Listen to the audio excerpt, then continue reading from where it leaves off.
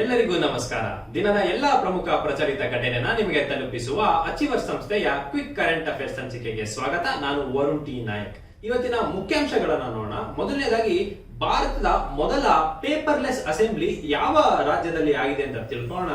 ಹಾಗೆ ಸಿಶೆಲ್ಸ್ ಅಂತ ಒಂದು ದ್ವೀಪದಲ್ಲಿ ನಮ್ಮ ಭಾರತದ ಜೊತೆ ಜಂಟಿ ಮಿಲಿಟರಿ ಎಕ್ಸರ್ಸೈಸ್ ಆದಂತಹ ಲೆಮೆತಿಯಾ 2022 ಪ್ರಾರಂಭವಾಗಿದೆ. ಸೊ ಅದರ ಬಗ್ಗೆ ಒಂದಿಷ್ಟು ವಿಚಾರವನ್ನು ತಿಳ್ಕೊಳ್ಳೋಣ. ಹಾಗೆ MOVEOS 2.0 ಅಂತ ಹೇಳ್ಬಿಟ್ಟು ಒಂದು ಸಂಸ್ಥೆ ಸ್ಟಾರ್ಟ್ ಮಾಡಿದೆ. ಅದು ಯಾವುದು ಏನು ಬಗ್ಗೆ ಇದೆ ಅಂತ ಹೇಳ್ಬಿಟ್ಟು ತಿಳ್ಕೊಳ್ಳೋಣ. ಹಾಗೆ 2022ರ ಸ್ಪೋರ್ಟ್ಸ್ ಸ್ಟಾರ್ ಏಸಸ್ ಅವಾರ್ಡ್ ಯಾರಿಗೆ ಸಿಕ್ಕಿದೆ ಅಂತ ಹೇಳ್ಬಿಟ್ಟು ತಿಳ್ಕೊಳ್ಳೋಣ. ಮತ್ತು ಇನ್ನು ಇತರೆ ಹಲವಾರು ಪ್ರಶಸ್ತಿಗಳು ಯಾರ್ಯಾರಿಗೆ ದೊರಕಿದೆ ಅಂತ ಸ್ಪೋರ್ಟ್ಸ್ ವಿಚಾರದಲ್ಲಿ ತಿಳ್ಕೊಳ್ಳೋಣ. ಇನ್ನು ಈಟ್ ಸ್ಮಾರ್ಟ್ ಸಿಟಿ ಚಾಲೆಂಜ್ ಅಂತ ಹೇಳ್ಬಿಟ್ಟು ಒಂದು ಚಾಲೆಂಜ್ ಮಾಡಿದ್ರು. ಸ್ಮಾರ್ಟ್ ಸಿಟೀಸ್ ಗಳಿಗೆ 100 ಸ್ಮಾರ್ಟ್ ಸಿಟಿ ನಗರಗಳಲ್ಲಿ ಯಾವ್ಯಾವ ಸ್ಮಾರ್ಟ್ ಸಿಟಿಗೆ ಸಿಕ್ಕಿದೆ ಪ್ರಶಸ್ತಿ, ಹಾಗೆ ನಮ್ಮ ಕರ್ನಾಟಕದ ಯಾವ ಸ್ಮಾರ್ಟ್ ಸಿಟಿಗೆ ಈ ಪ್ರಶಸ್ತಿ ಸಿಕ್ಕಿದೆ ಈಟ್ ಸ್ಮಾರ್ಟ್ ಸಿಟಿ ಚಾಲೆಂಜ್ ಅಲ್ಲಿ ಅಂತ ಹೇಳ್ಬಿಟ್ಟು ನೋಡೋಣ. ಹಾಗೆ ಸೂರಜ್ಖಂಡ್ ಅಂತಾರಾಷ್ಟ್ರೀಯ ಕರಕುಶಲ ಮೇಳ ಸ್ಟಾರ್ಟ್ ಆಗಿದೆ. ಸೊ ಅದು ಎಲ್ಲಿಗೆ ಸೇರತ್ತೆ ಅದ್ರ ಬಗ್ಗೆ ಸ್ವಲ್ಪ ತಿಳ್ಕೊಳ್ಳೋಣ. ಇನ್ನು ಸಂಚಿಕೆಯಲ್ಲಿ ಇನ್ನು ಒನ್ ಲೈನರ್ಸ್ ಮತ್ತೆ ಬೋನಸ್ ಪ್ರಶ್ನೆಗಳು ಕೂಡ ಇರುತ್ತೆ. ಮತ್ತೆ ಇವತ್ತಿನ ಸಂಚಿಕೆಯಲ್ಲಿ ನಿಮಗೆ ಉತ್ತರಿಸಲು ಅವಕಾಶವನ್ನ ನೀಡಲು ಟೈಮರ್ ಅನ್ನ ಇಟ್ಟಿರ್ತೇವೆ. ಸೊ ಒಂದು ಪ್ರಶ್ನೆಯನ್ನ ಓದಿದ ನಂತರ 10 ಸೆಕೆಂಡ್ಗಳ ಕಾಲಾವಕಾಶ ನಿಮಗೆ ನೀಡಲಾಗುತ್ತೆ. ನೀವು ಅಷ್ಟರಲ್ಲಿ ನೀವು ಕಮೆಂಟ್ ನಲ್ಲಿ ತಿಳಿಸಬೇಕಾಗತ್ತೆ. ಅದಾದ್ಮೇಲೆ ನಾನು ಉತ್ತರ ಮತ್ತೆ ಎಕ್ಸ್ಪ್ಲನೇಷನ್ ಅನ್ನ ನೀಡ್ತೇನೆ. ಸೊ ಮೊದಲನೇ ಪ್ರಶ್ನೆ ನೋಡೋಣ. ಮೊದಲನೇ ಪ್ರಶ್ನೆ, ಇತ್ತೀಚಿನ ಯಾವ ರಾಜ್ಯದ ಅಸೆಂಬ್ಲಿಯು ಭಾರತದ ಮೊದಲ ಪೇಪರ್ಲೆಸ್ ಅಸೆಂಬ್ಲಿ ಆಯಿತು? Which States assembly become the first paperless assembly in India? Option A Gujarat, option B Uttar Pradesh, option C Nagaland, option D ಪಶ್ಚಿಮ ಬಂಗಾಳ. ಸ್ನೇಹಿತರೆ, ಈಗ ನಿಮಗೆ 10 ಸೆಕೆಂಡ್ಗಳ ಕಾಲಾವಕಾಶ ಇರುತ್ತೆ. ನೀವು ನೋಡ್ತಿರ್ಬೋದು, ನಿಮಗೆ ಟೈಮರ್ ಓಡ್ತಾ ಇದೆ. ಸೊ ನಿಮಗೆ ಉತ್ತರ ಗೊತ್ತಿದ್ರೆ ಅದನ್ನ ನೀವು ಕಮೆಂಟ್ ಸೆಕ್ಷನ್ ಅಲ್ಲಿ ತಿಳಿಸಿ. ಇದಕ್ಕೆ ಉತ್ತರ ಬಂದು option C Nagaland. So Nagaland ರಾಜ್ಯದಲ್ಲಿ ನಮಗೆ ಮೊದಲ ಪೇಪರ್ಲೆಸ್ ಅಸೆಂಬ್ಲಿಯನ್ನ ನೋಡಬಹುದು. ಏನಂದ್ರೆ ಒಂದು ಆಪ್ ಅನ್ನ ಮಾಡಿದ್ದಾರೆ, ನೇವಾ ಅಂತ ಈ ವಿಧಾನ್ ಅಪ್ಲಿಕೇಶನ್ ನ ಮಾಡಿದ್ದಾರೆ. ಸೊ ಇದರಿಂದ ನಾಗಾಲ್ಯಾಂಡ್ ರಾಷ್ಟ್ರೀಯ ಈ ವಿಧಾನ್ ಅಪ್ಲಿಕೇಶನ್ ನ ಮಾಡಿದ್ದಾರೆ. ಇದರ ಸಹಾಯದಿಂದ ಎಲ್ಲದನ್ನು ಕಾಗದ ರಹಿತವಾಗಿ ಮಾಡಿದ್ದಾರೆ. ಸೊ ಇದು ಮೊದಲ ಪೇಪರ್ಲೆಸ್ ಅಸೆಂಬ್ಲಿ ಅಥವಾ ಈ ಅಸೆಂಬ್ಲಿ ಅಂತ ಕರೆಸ್ಕೊಳ್ಳುತ್ತೆ. ಸೊ ಇದ್ರ ಬಗ್ಗೆ ನಿಮಗೆ ಸಂಪೂರ್ಣ ಮಾಹಿತಿ ಇರಲಿ. ಏನು ಕಾನೂನು ರಚನಾ ಪ್ರಕ್ರಿಯೆ ಇದೆ, ಮಾಹಿತಿ ಹಂಚಿಕೆ ಇದೆ, ಇದೆಲ್ಲ ಆಪ್ ಮೂಲಕ ಮತ್ತೆ ಕಾಗದ ರಹಿತವಾಗಿ ಇದನ್ನ ಅಸೆಂಬ್ಲಿಯಲ್ಲಿ ನೀಡಲಾಗುತ್ತೆ. ಸೊ ಇದಕ್ಕೆ ಈ ಅಸೆಂಬ್ಲಿ ಅಥವಾ ಪೇಪರ್ಲೆಸ್ ಅಸೆಂಬ್ಲಿ ಇದೆ. ಮೊದಲು ಶುರುವಾಗಿದ್ದು ನಮ್ಮ ನಾಗಾಲ್ಯಾಂಡ್ ರಾಜ್ಯದಲ್ಲಿ ಅಂತ ಹೇಳ್ಬಿಟ್ಟು ನೀವು ತಿಳ್ಕೋಬೇಕಾಗತ್ತೆ. ಮುಂದಿನ ಪ್ರಶ್ನೆ ನೋಡೋಣ. ಮುಂದಿನ ಪ್ರಶ್ನೆ, ಭಾರತ ಮತ್ತು ಯಾವ ದೇಶದ ನಡುವೆ ಜಂಟಿ ಮಿಲಿಟರಿ ವ್ಯಾಯಾಮ ಲಮಾತಿಯಾ 2022 ಆರಂಭಗೊಳ್ಳಲಿದೆ? Lamitiye 2022 joint military exercise began between India and which country ಅಂತ? Option A Malaysia, Japan, Seychelles, Maldives ಅಂತ. ಇದಕ್ಕೆ 10 ಸೆಕೆಂಡ್ಗಳ ಕಾಲಾವಕಾಶ. ನೀವು ಇದಕ್ಕೆ ಸರಿಯಾದ ಉತ್ತರವನ್ನ ಕಮೆಂಟ್ ನಲ್ಲಿ ತಿಳಿಸಿ. ಯಾವ್ದಿರ್ಬೋದು ಅಂತ ಹೇಳ್ಬಿಟ್ಟು. ಲಮಾಟಿಯಾ 2022 ಯಾವ ದೇಶದ ನಡುವೆ ಅಂತ? ಇದಕ್ಕೆ ಉತ್ತರ ಬಂದು ಆಪ್ಷನ್ ಸಿ ಸಿಶೆಲ್ಸ್. ನಾನು ನಿಮಗೆ ತೋರಿಸಿದೆ ಆಗ್ಲೇ. ಸಿಶೆಲ್ಸ್ ಅನ್ನೋದು ಒಂದು ಆಫ್ರಿಕಾ ದೇಶದ ಇಂಡಿಯನ್ ಓಷನ್ ಭಾಗದಲ್ಲಿ ಬರುವಂತಹ ಒಂದು ದ್ವೀಪ. ಮಡಗಾಸ್ಕರ್ ನ ಬಳಿ ಇದೆ ಸಿಶೆಲ್ಸ್. ಸೊ ಇಲ್ಲಿ ನಮ್ಮ ಭಾರತದ ಜೊತೆ ಲಮಾಟಿಯಾ 2022 ಅಂತ ಹೇಳ್ಬಿಟ್ಟು ಒಂದು ಜಾಯಿಂಟ್ ಮಿಲಿಟರಿ ಎಕ್ಸರ್ಸೈಸ್ ಅನ್ನ ಕೈಗೊಂಡಿದೆ. ಇದರಲ್ಲಿ ಏನೇನ್ ಮಾಡಲಾಗುತ್ತೆ ಅಂತಂದ್ರೆ ಯುದ್ಧದ ಚರ್ಚೆಗಳಾಗತ್ತೆ, ತರಬೇತಿ ವ್ಯಾಯಾಮಗಳಾಗತ್ತೆ, ಉಪನ್ಯಾಸಗಳಿರುತ್ತೆ, ವರ್ಕ್ಶಾಪ್ಸ್ ಗಳನ್ನ ಮಾಡ್ತಾರೆ. ಸೊ ಹೀಗೆ ಭಾರತದ ಮಿಲಿಟರಿ ಹಾಗೆ ನಮ್ಮ ಸಿಶೆಲ್ಸ್ ನ ಡಿಫೆನ್ಸ್ ಫೋರ್ಸ್ ಏನಿರುತ್ತೆ ಅವೆರಡು ಸೇರ್ಕೊಂಡು ಮಾಡ್ತಾರೆ. ಇದು 2001ರಿಂದ ಪ್ರಾರಂಭವಾಗಿತ್ತು. ಇದನ್ನ ನೀವು ತಿಳ್ಕೊಂಡಿರ್ಬೇಕಾಗುತ್ತೆ. ಇನ್ನು ಮುಂದಿನ ಪ್ರಶ್ನೆ ನೋಡೋಣ. ಮುಂದಿನ ಪ್ರಶ್ನೆ, ಇತ್ತೀಚೆಗೆ ಸುದ್ದಿಯಲ್ಲಿರುವ MOVEOS 2.0 ಎಂಬುದು ಏನಾಗಿದೆ ಅಂತ? ನೂತನ Android application, Ola electric scooter, ಇಸ್ರೋದ ನೂತನ ಡಿಜಿಟಲ್ ಆಪ್. ಇದಕ್ಕೆ ಉತ್ತರ ಬಂದು ಓಲಾ ಎಲೆಕ್ಟ್ರಿಕ್ ಸ್ಕೂಟರ್ ಗಳ ಆಪರೇಟಿಂಗ್ ಸಿಸ್ಟಮ್ ಅಂತ. ನಿಮ್ಗೆ ಗೊತ್ತಿರ್ಬೋದು, ಯಾವುದೇ ಒಂದು ಅಪ್ಲಿಕೇಶನ್ ನಡಿಬೇಕಂದ್ರೆ ಅದಕ್ಕೆ OS ತುಂಬಾ ಇಂಪಾರ್ಟೆಂಟ್, ಆಪರೇಟಿಂಗ್ ಸಿಸ್ಟಮ್.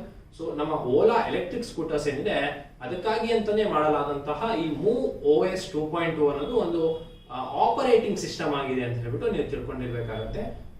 ಸೊ ಇದು ನಮ್ಮ ಓಲಾ ಎಲೆಕ್ಟ್ರಿಕ್ ಸ್ಕೂಟರ್ಸ್. ಈಗ ಏನ್ ಬಂದಿದೆ, ಈಗ ಎಲೆಕ್ಟ್ರಿಕ್ ಸ್ಕೂಟರ್ಸ್ ತುಂಬಾ ಪ್ರಚಲಿತವಾಗಿದೆ. ಪೆಟ್ರೋಲ್ ಬೆಲೆ ಏರಿಕೆ ಆಗಿರೋದ್ರಿಂದ ಎಲ್ಲರೂ ನಮ್ಮ ಈ ವೆಹಿಕಲ್ ಗೆ ಶಿಫ್ಟ್ ಆಗ್ತಾ ಇದ್ದಾರೆ. ಸೊ ಹಾಗಾಗಿ ಈ MOVEOS 2.0 ಇತ್ತೀಚೆಗೆ ಬಹಳ ಸುದ್ದಿಯಲ್ಲಿದೆ. ಇದು ಹೊಸ OS ನಮ್ಮ ಓಲಾ ಸಂಸ್ಥೆಯವರು ಬಿಡುಗಡೆ ಮಾಡಿರೋದು. ಇನ್ನು ಮುಂದಿನ ಪ್ರಶ್ನೆ ನೋಡೋಣ. ಮುಂದಿನ ಪ್ರಶ್ನೆ, ಸ್ಪೋರ್ಟ್ಸ್ 2022ರ ಸ್ಪೋರ್ಟ್ಸ್ ಸ್ಟಾರ್ ಏಸಸ್ ಅವಾರ್ಡ್ ವರ್ಷದ ಸ್ಪೋರ್ಟ್ಸ್ ಸ್ಟಾರ್ ಅಂತ ಪುರುಷರಲ್ಲಿ ಯಾರಿಗೆ ಪ್ರಶಸ್ತಿ ಬಂದಿದೆ ಅಂತ ನೀರಜ್ ಚೋಪ್ರಾ, ವಿರಾಟ್ ಕೊಹ್ಲಿ, ಪ್ರಮೋದ್ ಭಗತ್, ರೂಪಿಂದರ್ ಪಾಲ್ ಸಿಂಗ್. ಇದಕ್ಕೆ ಉತ್ತರವನ್ನ ಹೇಳಿ, ಇದಕ್ಕೆ 10 ಸೆಕೆಂಡ್ಗಳ ಕಾಲಾವಕಾಶ ಇದೆ. ಕಮೆಂಟ್ ಸೆಕ್ಷನ್ ಅಲ್ಲಿ ತಿಳಿಸಿ ಯಾರಿಗೆ sports star of the year ಅಂತ ಅವಾರ್ಡ್ ಬಂದಿದೆ ಅಂತ ಹೇಳ್ಬಿಟ್ಟು. ಸೊ ಇದಕ್ಕೆ ಉತ್ತರ ಬಂದು ಆಪ್ಷನ್ ಎ, ನೀರಜ್ ಚೋಪ್ರಾ. ಇವರು ನಿಮಗೆ ಗಮನಿಸಿರ್ಬೋದು, ಹಿಂದೆ ನಡೆದ ಟೋಕಿಯೋ ಒಲಿಂಪಿಕ್ಸ್ ನಲ್ಲಿ ಜಾವ್ಲಿನ್ ಥ್ರೋ ಅಲ್ಲಿ ಭಾರತಕ್ಕೆ ಚಿನ್ನದ ಪದಕವನ್ನು ತಂದಿದ್ರು. ಸೊ ಇವರಿಗೆ sports star of the year male ಅಥವಾ ಪುರುಷರ ವಿಭಾಗದಲ್ಲಿ ಇವರಿಗೆ ಪ್ರಶಸ್ತಿ ಬಂದಿದೆ. ಇನ್ನು ಬೇರೆ ಯಾರ್ಯಾರಿಗೆ ಪ್ರಶಸ್ತಿ ಬಂದಿದೆ ಅಂತ ಹೇಳಿದ್ರೆ, ನಮ್ಮ ವೇಟ್ ಲಿಫ್ಟಿಂಗ್ ಅಲ್ಲಿ ಸಿಲ್ವರ್ ಮೆಡಲ್ ತಂದಂತಹ ಮೀರಾಬಾಯಿ ಚಾನು ಅವರಿಗೆ ವರ್ಷದ ಕ್ರೀಡಾ ತಾರೆ ಮಹಿಳೆ ಪ್ರಶಸ್ತಿ ಬಂದಿದೆ. ಇನ್ನು ಲವ್ಲಿನಾ ಅವರು ಬಾಕ್ಸಿಂಗ್ ಅಲ್ಲಿ ನಮಗೆ ಪದಕವನ್ನು ತಂದಿದ್ದಕ್ಕೆ ವರ್ಷದ ಕ್ರೀಡಾಪಟು ಅಂತ ಹೇಳ್ಬಿಟ್ಟು ಪ್ರಶಸ್ತಿ ಬಂದಿದೆ. ಮತ್ತೆ ಪ್ರಮೋದ್ ಭಗತ್ ನಿಮಗೆ ಗೊತ್ತು, ಪ್ಯಾರಾ ಬ್ಯಾಡ್ಮಿಂಟನ್ ಪ್ಲೇಯರ್, ಇವರಿಗೆ ವಿಶೇಷ ಮನ್ನಣೆ ಪ್ರಶಸ್ತಿ ಕೂಡ ಬಂದಿದೆ. ಸೊ ಇದ್ರ ಬಗ್ಗೆ ಎಲ್ಲ ನೀವು ತಿಳ್ಕೊಂಡಿರ್ಬೇಕಾಗತ್ತೆ. ಸೊ ಇದು sports star of the year ಯಾರಿಗೆ ಬಂದಿದೆ ಅಂದ್ರೆ ನಮ್ಮ ನೀರಜ್ ಚೋಪ್ರಾಗೆ. ಇನ್ನು ಮುಂದಿನ ಪ್ರಶ್ನೆ ನೋಡೋಣ. ಮುಂದಿನ ಪ್ರಶ್ನೆ, ವಸತಿ ಮತ್ತು ನಗರ ವ್ಯವಹಾರಗಳ ಸಚಿವಾಲಯವು ಘೋಷಿಸಿದ ಈಟ್ ಸ್ಮಾರ್ಟ್ ಸಿಟಿ ಸವಾಲುಗಳನ್ನು ಕರ್ನಾಟಕದಿಂದ ಯಾವ ನಗರ ಗೆದ್ದಿದೆ? ಏನಂತಂದ್ರೆ ಸ್ಮಾರ್ಟ್ ಸಿಟಿಗಳಿಗಾಗಿ ಅಂತಾನೆ ಮಾಡಲಾದಂತಹ ಈಟ್ ಸ್ಮಾರ್ಟ್ ಸಿಟಿ ಏನಿದೆ, ಸೊ ಇದರಲ್ಲಿ ನಮ್ಮ ಕರ್ನಾಟಕದ ಯಾವ ಜಿಲ್ಲೆ ಗೆದ್ದಿದೆ ಅಂತ ಹೇಳ್ಬಿಟ್ಟು ಮೈಸೂರು, ಬೆಳಗಾವಿ, ದಾವಣಗೆರೆ, ತುಮಕೂರು. ಇದಕ್ಕೆ ನೋಡೋಣ. ಇದಕ್ಕೆ ನೀವು 10 ಸೆಕೆಂಡ್ಗಳ ಕಾಲಾವಕಾಶ. ನಿಮ್ಗೆ ಯಾವ ಉತ್ತರ ಸೂಕ್ತ ಅನಿಸ್ತಾ ಇದೆ ಅಂತ ಹೇಳ್ಬಿಟ್ಟು ನಿಮಗೆ ಗಮನಿಸಬಹುದು. ಸ್ಮಾರ್ಟ್ ಸಿಟೀಸ್ ಯಾವ್ದಾದಿದೆ ಯಾವ್ದಾದಿಲ್ಲ ಅಂತ ಗೊತ್ತಿರ್ಬೋದು. ಸೊ ಗೆಸ್ ಮಾಡಿ.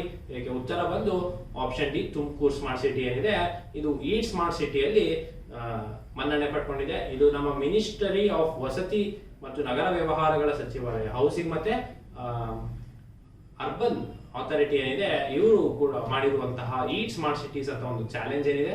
100 ಸ್ಮಾರ್ಟ್ ಸಿಟಿಗಳ ಪೈಕಿ 10 ನಗರಗಳಲ್ಲಿ ಪ್ರಶಸ್ತಿ ಬಂದಿದೆ. 11 ವಿಜೇತರಲ್ಲಿ ತುಮಕೂರು ಒಂದು. ಅದನ್ನ ಬಿಟ್ಟು ಇನ್ನು ಉಳಿದಿರೋ 10 ಯಾವ್ದು ಅಂದ್ರೆ ಚಂಡೀಗಢ, ಇಂದೋರ್, ಜಮ್ಮು, ಜಬಲ್ಪುರ್, ಪಣಜಿ, ರಾಜ್ಕೋಟ್, ರೂರ್ಕೆಲಾ, ಸಾಗರ್, ಸೂರತ್ ಮತ್ತೆ ಉಜ್ಜಯಿನಿ ನಗರಗಳು ಕೂಡ ಈ ಈಟ್ ಸ್ಮಾರ್ಟ್ ಸಿಟಿ ಅಂತ ಹೇಳ್ಬಿಟ್ಟು ಬಂದಿದೆ. ಇದೇನಿದು ಈಟ್ ಸ್ಮಾರ್ಟ್ ಸಿಟಿ ಅಂತ ಅಂದ್ರೆ, ನಮ್ಮ ಆಹಾರ ಸಂಬಂಧಿತ ಸಮಸ್ಯೆಗಳು ಏನೇನಿರುತ್ತೆ ಅದನ್ನ ಸ್ಮಾರ್ಟ್ ರೀತಿಯಲ್ಲಿ ಆದಂತಹ ಒಂದು ಸಾಂಸ್ಥಿಕ, ಭೌತಿಕ, ಸಾಮಾಜಿಕ, ಆರ್ಥಿಕ ಮೂಲ ಸೌಕರ್ಯದ ಬೆಂಬಲಿತವಾದ ಒಂದು ಸಂರಕ್ಷಣೆ ನೀಡುವುದು. ಸೊ ಇದನ್ನ ಈಟ್ ಸ್ಮಾರ್ಟ್ ಸಿಟಿ ಚಾಲೆಂಜ್ ಅಂತ. ಇದು ನಮ್ಮ ಕರ್ನಾಟಕದಲ್ಲಿ ತುಮಕೂರು ಸ್ಮಾರ್ಟ್ ಸಿಟಿ ಗೆದ್ದಿದೆ ಅಂತ ಹೇಳ್ಬಿಟ್ಟು ತಿಳ್ಕೊಬೇಕಾಗುತ್ತೆ. ಮುಂದಿನ ಪ್ರಶ್ನೆ ನೋಡೋಣ. ಮುಂದಿನ ಪ್ರಶ್ನೆ, ಸೂರಜ್ಖಂಡ್ ನಲ್ಲಿ ಅಂತಾರಾಷ್ಟ್ರೀಯ ಕರಕುಶಲ ಮೇಳದ 35ನೇ ಆವೃತ್ತಿ ಎಲ್ಲಿ ಆಯೋಜಿಸಲಾಗಿದೆ?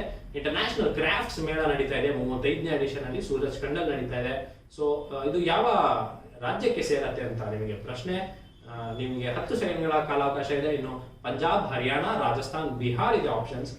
ನಿಮಗೆ ಸೂರಜ್ಖಂಡ್ ಎಲ್ಲಿದೆ ಅಂತ ಗೊತ್ತಿತ್ತಂದ್ರೆ ನಿಮಗೆ ಈ ಕರಕುಶಲ ಮೇಳ ಎಲ್ಲಿ ನಡೀತಿದೆ ಗೊತ್ತಾಗುತ್ತೆ. ಇದಕ್ಕೆ ಉತ್ತರ ಬಂದು ಆಪ್ಷನ್ ಬಿ, ಹರಿಯಾಣ ಆಗಿರುತ್ತೆ.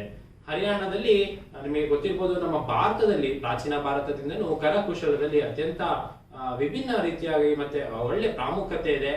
ಮಡಿಕೆ ತಯಾರಿಕೆಯಿಂದ ಹಿಡಿದ್ಬಿಟ್ಟು ಈಗಿನ ಬೇರೆ ಬೇರೆ ರೀತಿಯಾದಂತಹ ಕರಕುಶಲ ಆಕ್ಟಿವಿಟೀಸ್ ಏನಿದೆ, ಸೊ ಅದೆಲ್ಲ ಒಂದು ಮೇಳವನ್ನು ಮಾಡ್ತಾರೆ. ಇಂಟರ್ನ್ಯಾಷನಲ್ ಕರಕುಶಲ ಮೇಳ ಆಗಿದೆ ಇದು. ಸೊ ಇದು ಸೂರಜ್ಖಂಡ್ ಅಥವಾ ಹರಿಯಾಣದಲ್ಲಿ ನಡೀತಾ ಇದೆ. ಇದು 19ನೇ ಮಾರ್ಚ್ಗೆ ಸ್ಟಾರ್ಟ್ ಆಗಿತ್ತು. ಸೊ ಇದರಲ್ಲಿ ನಿಮಗೆ ಗೊತ್ತಿರ್ಬೋದು, ಸ್ಥಳೀಯ ಕುಶಲಕರ್ಮಿಗಳಿಗೆ ಸ್ವಲ್ಪ ಮನ್ನಣೆ ಕೊಟ್ಟಿರ್ತಾರೆ. ಇಂಟರ್ನ್ಯಾಷನಲ್ ಕ್ರಾಫ್ಟ್ಸ್ ಮೇಳ ನಿಮ್ಮ ಬೆಂಗಳೂರಲ್ಲಿ ಒಮ್ಮೊಮ್ಮೆ ನಡೀತಾ ಇರುತ್ತೆ. ಸೊ ಆದಾಗ ಒಮ್ಮೆ ಅಟೆಂಡ್ ಮಾಡಿ, ಬೇರೆ ಬೇರೆ ರಾಜ್ಯದ ವಿಭಿನ್ನ ಕಾರ್ಪೆಟ್ ಮೇಕಿಂಗ್ ಆಗಿರ್ಬೋದು ಅಥವಾ ನಿಮಗೆ ಚನ್ನಪಟ್ಟಣದ ಗೊಂಬೆ ಆಗಿರ್ಬೋದು, ಇದೆಲ್ಲ ಕರಕುಶಲತೆಗೆ ಬರುತ್ತೆ. ಸೊ ಈ ರೀತಿ ಕ್ರಾಫ್ಟ್ಸ್ ಮೇಳ ನಡೀತಾ ಇರುತ್ತೆ. ಈಗ ಸದ್ಯಕ್ಕೆ ಅಂತಾರಾಷ್ಟ್ರೀಯ ಕ್ರಾಫ್ಟ್ಸ್ ಮೇಳ ಏನಿದೆ ಅದು ಸೂರಜ್ಖಂಡ್ ನಲ್ಲಿ ನಡೀತಾ ಇದೆ. ಇದ್ರ ಬಗ್ಗೆ ತಿಳಿದಿರ್ಲಿ ಅಂತ ಹೇಳ್ತಾ ಇವತ್ತಿನ ಒನ್ಲೈನರ್ ಕರೆಂಟ್ ಅಫೇರ್ಸ್ಗೆ ಹೋಗೋಣ. ಇವತ್ತಿನ ಒನ್ಲೈನರ್ ಕರೆಂಟ್ ಅಫೇರ್ಸ್, ನಮ್ಮ TCS ಏನಿದೆ, TCS ನ CEO ಮತ್ತೆ MD ಆಗಿ ರಾಜೇಶ್ ಗೋಪಿನಾಥನ್ ಅವರನ್ನ 5 ವರ್ಷಗಳ ಕಾಲ ನೇಮಕ ಮಾಡಿದ್ದಾರೆ. ಸೊ TCS ಗೆ ಇನ್ನು 5 ವರ್ಷಗಳ ಕಾಲ ರಾಜೇಶ್ ಗೋಪಿನಾಥನ್ ಅವರು MD ಮತ್ತೆ CEO ಆಗಿ ಇರ್ತಾರೆ ಅಂತ ಹೇಳ್ಬಿಟ್ಟು ನೀವು ತಿಳ್ಕೊಂಡಿರಿ. ಇನ್ನು BBNL ಮತ್ತೆ BSNL ಏನಿದೆ, ಭಾರತ್ ಬ್ರಾಡ್ಬ್ಯಾಂಡ್ ನೆಟ್ವರ್ಕ್ ಲಿಮಿಟೆಡ್ ಮತ್ತೆ ಭಾರತ್ ಸಂಚಾರ್ ನಿಗಮ್ ಲಿಮಿಟೆಡ್ ಏನಿದೆ, ಅವೆರಡು ಇವಾಗ ಕಂಬೈನ್ ಆಗ್ತಾ ಇದೆ, ಮರ್ಜ್ ಆಗ್ತಾ ಇದೆ. ಸೊ ಅದ್ರ ಬಗ್ಗೆ ಕೂಡ ನಿಮಗೆ ತಿಳಿದಿರ್ಲಿ. ನೆಕ್ಸ್ಟ್ ನಮ್ಮ ನ್ಯಾಷನಲ್ ಮಿನರಲ್ ಡೆವಲಪ್ಮೆಂಟ್ ಕಾರ್ಪೊರೇಷನ್ ಏನಿದೆ, NMDC, ಇವರು ನಮ್ಮ IIT ಜೊತೆ, IIT ಖರಗ್ಪುರ ಜೊತೆ ಒಂದು ಟೈ ಅಪ್ ಮಾಡ್ಕೋತಾ ಇದ್ದಾರೆ. ಏನಕ್ಕೆ ಅಂದ್ರೆ ಡ್ರೋನ್ ಮುಖಾಂತರ ಖನಿಜ ಪರಿಶೋಧನೆಗೆ ಉದ್ದೇಶಕ್ಕಾಗಿ IIT ಖರಗ್ಪುರ್ ಜೊತೆ ಟೈ ಅಪ್ ಮಾಡ್ಕೋತಾ ಇದ್ದಾರೆ. MOU ನ ಸೈನ್ ಮಾಡಿದ್ದಾರೆ. ಸೊ ನಮ್ಮ ನ್ಯಾಷನಲ್ ಮಿನರಲ್ ಡೆವಲಪ್ಮೆಂಟ್ ಕಾರ್ಪೊರೇಷನ್ ಮತ್ತೆ IIT ಖರಗ್ಪುರ ಡ್ರೋನ್ ಮೂಲಕ ಖನಿಜ ಪರಿಶೋಧನೆ ಮಾಡ್ಲಿಕ್ಕೆ ಅಂತ ಹೇಳ್ಬಿಟ್ಟು ಟೈಅಪ್ ನ ಮಾಡ್ಕೊಂಡಿದ್ದಾರೆ, MOU ನ ಸೈಅಪ್ ಮಾಡಿದ್ದಾರೆ ಅಂತ ಹೇಳ್ಬಿಟ್ಟು ತಿಳ್ಕೊಂಡಿರಿ. ಇದು ಇವತ್ತಿನ ಒಂದೈನ ಕರೆಂಟ್ ಅಫೇರ್ಸ್ ಆಗಿತ್ತು. ಇನ್ನು ಇವತ್ತಿನ ಬೋನಸ್ ಪ್ರಶ್ನೆ ನೋಡೋಣ. ಇವತ್ತಿನ ಬೋನಸ್ ಪ್ರಶ್ನೆ, ಇತ್ತೀಚೆಗೆ ನಮ್ಮ ಬೆಳೆಗಳಿಗೆ ವಿಮೆ ಮಾಡುವಂತೆ ಉತ್ತೇಜಿಸಲು ಮೇರಿ ಪಾಲಿಸಿ ಮೇರಿ ಹಾತ್ ಅಭಿಯಾನವನ್ನು ಎಲ್ಲಿ ಪ್ರಾರಂಭಿಸಲಾಗಿದೆ? The campaign to motivate farmers in country to ensure crops Meri policy Meri Haath was launch which of the following places? Mysuru, Raichur, Hassan, Chamarajanagar. ಇದಕ್ಕೆ ಸರಿಯಾದ ಉತ್ತರವನ್ನು ನೀವು ಕಮೆಂಟ್ ಸೆಕ್ಷನ್ ಅಲ್ಲಿ ತಿಳಿಸಬೇಕಾಗತ್ತೆ. ಇನ್ನು ಇದು ಸೂಕ್ತವಾದ ಉತ್ತರವನ್ನು ನಿಮಗೆ ನೀಡಲಾಗುತ್ತೆ. ಇನ್ನು ಈ ಕರೆಂಟ್ ಅಫೇರ್ಸ್ PDF ನಿಮಗೆ ಬೇಕಿತ್ತಂದ್ರೆ ನಮ್ಮ ಟೆಲಿಗ್ರಾಮ್ ಗುಂಪಿದೆ, ಅದಕ್ಕೆ ಜಾಯ್ನ್ ಆಗಿ. ಅದರಲ್ಲಿ ಪ್ರತಿದಿನದ ಕರೆಂಟ್ ಅಫೇರ್ಸ್ ಅನ್ನು ನಿಮಗೆ ಅಪ್ಡೇಟ್ ಮಾಡಲಾಗುತ್ತೆ. ಹಾಗೇನೆ ವೀಕೆಂಡ್ ಟೆಸ್ಟ್ ಮತ್ತೆ ಸಂಡೇ ಟೆಸ್ಟ್ ಗಳ ಪೇಪರ್ಸ್ ಕೂಡ ಅಪ್ಲೋಡ್ ಮಾಡಲಾಗುತ್ತೆ. ಇನ್ನು ಸ್ಟಡಿ ಮೆಟೀರಿಯಲ್ಸ್ ಕೂಡ ಅಪ್ಲೋಡ್ ಮಾಡಲಾಗುತ್ತೆ. ಸೊ ಹಾಗಾಗಿ ನಮ್ಮ ಟೆಲಿಗ್ರಾಮ್ ಗುಂಪಿಗೆ ಜಾಯ್ನ್ ಆಗಿ ಈ ರೀತಿ PDF ಬೇಕಿದ್ದಾದಲ್ಲಿ. ಇನ್ನು ಇದೇ ರೀತಿಯಾದಂತಹ ಕಂಟೆಂಟ್ಗೆ ನಮ್ಮ ಅಚೀವರ್ಸ್ ಯೂಟ್ಯೂಬ್ ಚಾನಲ್ಗೆ ಸಬ್ಸ್ಕ್ರೈಬ್ ಮಾಡಿ. ಬ್ಯಾಂಕಿಂಗ್, ESIC, RRB, ರೈಲ್ವೇಸ್ ಈ ರೀತಿಯಾದಂತಹ ಇನ್ಶೂರೆನ್ಸ್ ಅಥವಾ ಬ್ಯಾಂಕಿಂಗ್ ರಿಲೇಟೆಡ್ ಎಕ್ಸಾಮ್ಸ್ಗೆ ನಮ್ಮ ಅಚೀವರ್ಸ್ ಬ್ಯಾಂಕಿಂಗ್ ಚಾನಲ್ ಅನ್ನು ಫಾಲೋ ಮಾಡಿ. ಇನ್ನು ಹೊಸ ಬ್ಯಾಚ್ಗಳು ಪ್ರಾರಂಭವಾಗ್ತಾ ಇದೆ. ಸೊ ಅದರ ಬಗ್ಗೆ ಮಾಹಿತಿಗಾಗಿ ನಮ್ಮ ಅಚೀವರ್ಸ್ ಸಂಸ್ಥೆಗೆ ಭೇಟಿ ನೀಡಿ ಅಂತ ಹೇಳ್ತಾ ಧನ್ಯವಾದಗಳು.